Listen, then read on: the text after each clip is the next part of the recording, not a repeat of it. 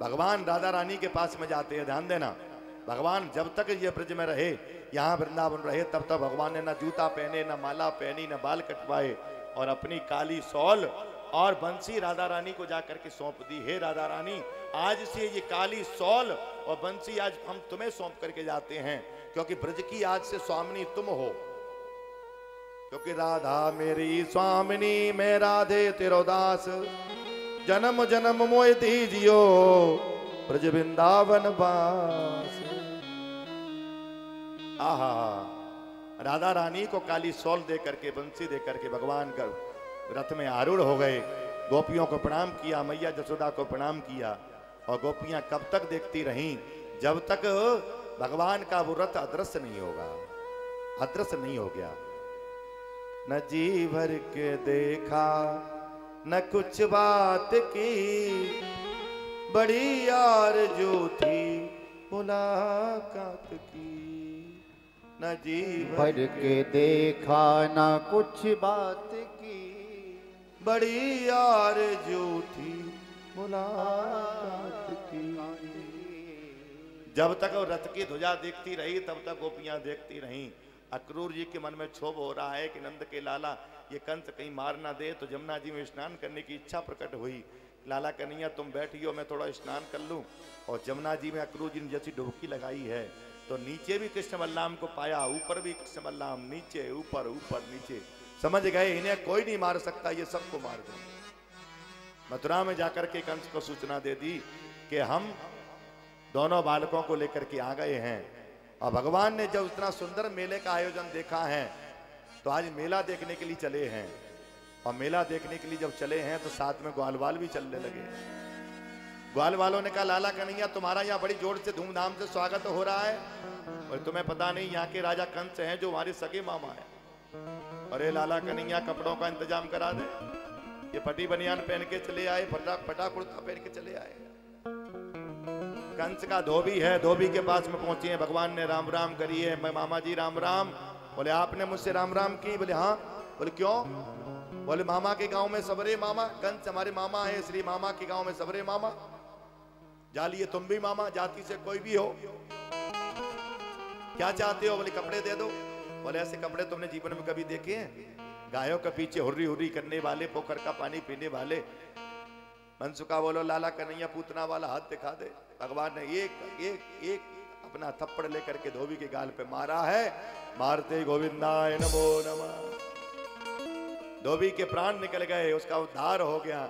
आज कपड़े छांट लिए लाला कन्हैया। जब ब्रजवासी लोग कपड़े पहन के चलने लगे, लाला कन्हैया हम कैसे लग रहे हैं?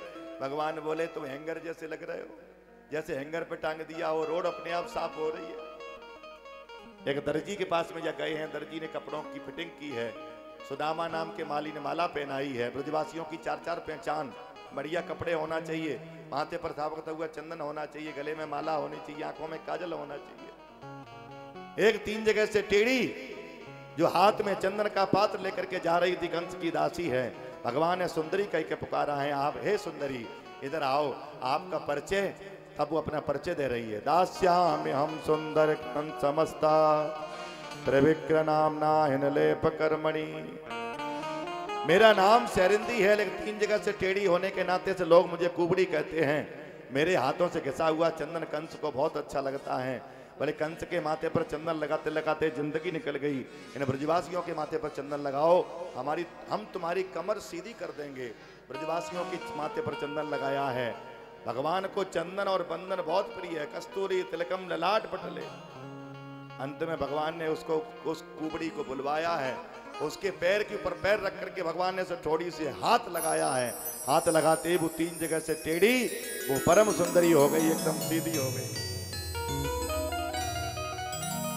कंस का एक धनुष रखा हुआ था, भगवान शंकर ने दिया था कि पहले कंस इसको कोई तोड़ नहीं सकता, जो तोड़ देगा वो तुम्हें छोड़ नहीं सकता। तो करेण वामेन सलील बुदद्रतम।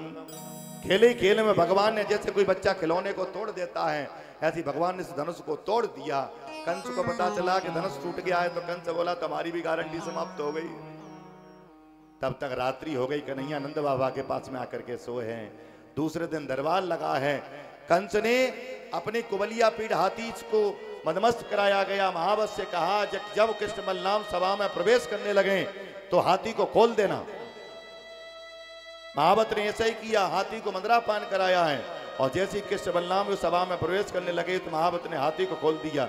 भगवान ने उस हाथी को ठिकाने लगाया कुवलिया पीड़, और उस महावत को ठिकाने लगाया। हाथी का दांत लेकर के सभा में प्रवेश कर गए। नाम असुनाम नरवर स्त्री नाम स्मरो मूर्तमान गोपानाम सुजनो सताम चितभुजाम शास्त्रा सुपुत्रो शिशु।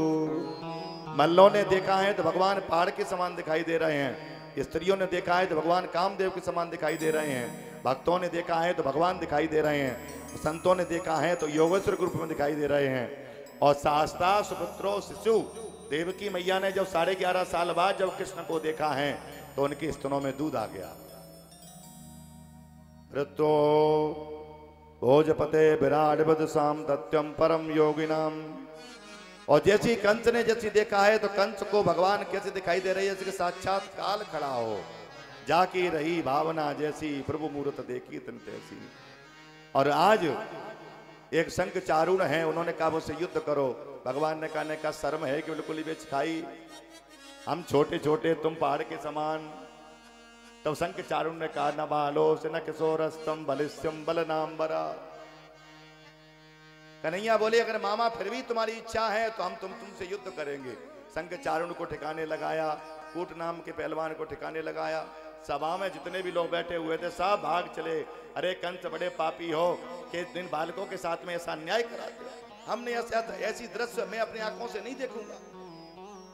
कंस बोला इन बालकों को मार दो।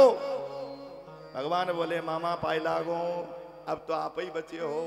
दीपक की ज्योति जब ज्यादा फकफक करने लगे कि समझ लो अब बुझने वाली है। भगवान ऊंच सिंहासन पर चढ़ गए और कंस के ऊपर जो मुकुट रखा हुआ था मुकुट को गिरा दिया, बाल पकड़ लिए। कंस बोला कि बड़ों के साथ में ऐसा ही व्यवहार करते हो? बोले जाके पाँव न फटी बिमाई देखा जाने पीर पुराई। आपने भी तो मैया देवकी की केसी तो पकड़े थे, नीचे गिराया है। और कंस के छाती पर मेरे गोविंद बैठ गए और बैठ करके भगवान ने एक मुष्टि का प्यार किया। मुष्टि का प्यार करते गोविंदाय नमो नमः। बोल कंस मर्दन भगवान की।